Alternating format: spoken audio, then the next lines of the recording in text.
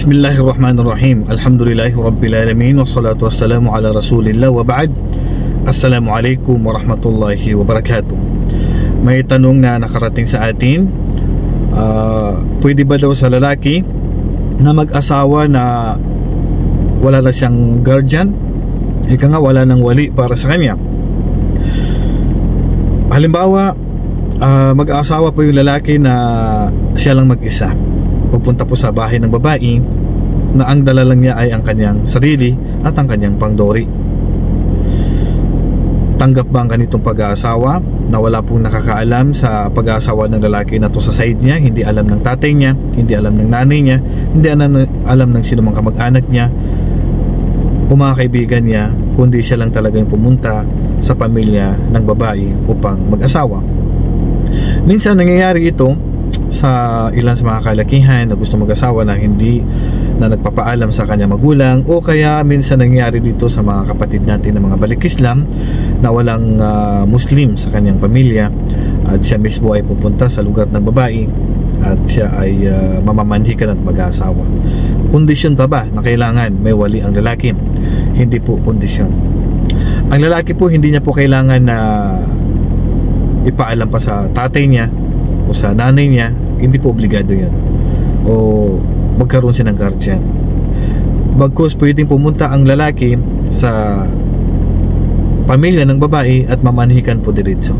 So ipoprovide na lang po doon ang wali o yung witness na dalawang lalaki, at yung pong babae lang po talaga yung nangangailangan ng wali, kasi hindi po matatanggap ang kasal ng babae na walang wali sa ayon po sa pananaw po ng karamihan sa mga ulama. Kaya naman ang lalaki po tanggap po ang kanyang kasal kapag siya lang po yung pumunta sa pamilya ng babae at hindi po yun kondisyon. Maliban lang po kung ang lalaki po ay wala po sa matinong kaisipan, ay hindi po niya alam yung tama at mali, tapos ikakasal siya. So kapag kaganon po yung lalaki, halimbawa sabihin na lang natin ang lalaki na sa tamang gulang na, pero dahil marami siyang kayamanan, marami siyang pera, so gustong tanggapin ng babae ang lalaki na to kasi nga pwedeng siyang mag-manage sa kanyang kayamanan.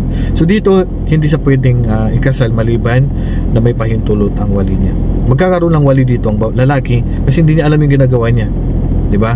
So sabi sa Asnal Matalib, nikahu safi bila idni min walihi batilun.